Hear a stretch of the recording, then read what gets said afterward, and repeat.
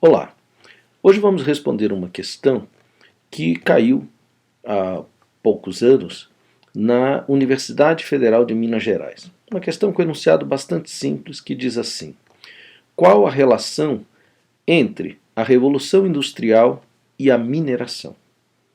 Então imagine você diante dessa questão, como começar a pensar sobre ela. O primeiro passo é o comando da questão. O comando da questão sempre é definido pelo verbo.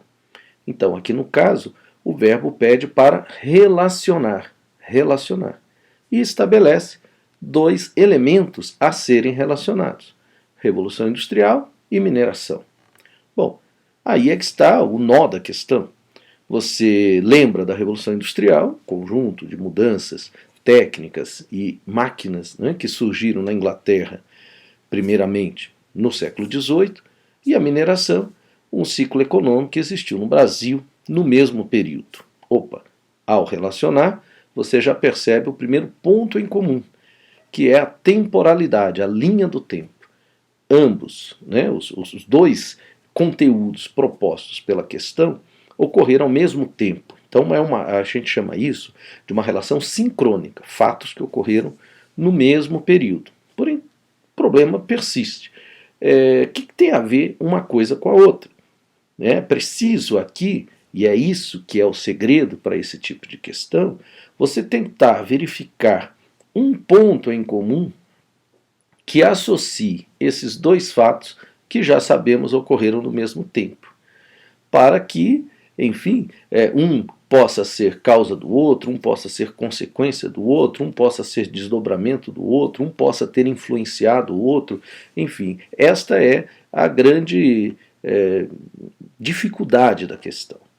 Bom, talvez, né, dar um tempo para que você possa refletir como é que o nosso cérebro deve funcionar, o que tem que procurar.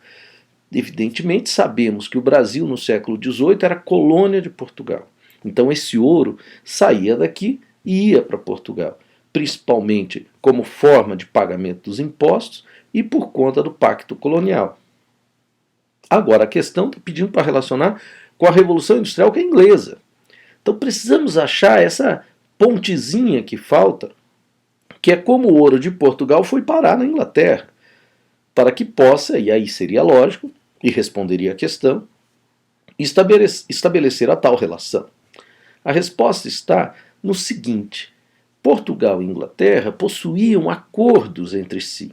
Um desses acordos mais famosos é o chamado Tratado de Methuen, que foi assinado em 1703, logo no comecinho, olha só, lá da exploração do ouro no Brasil.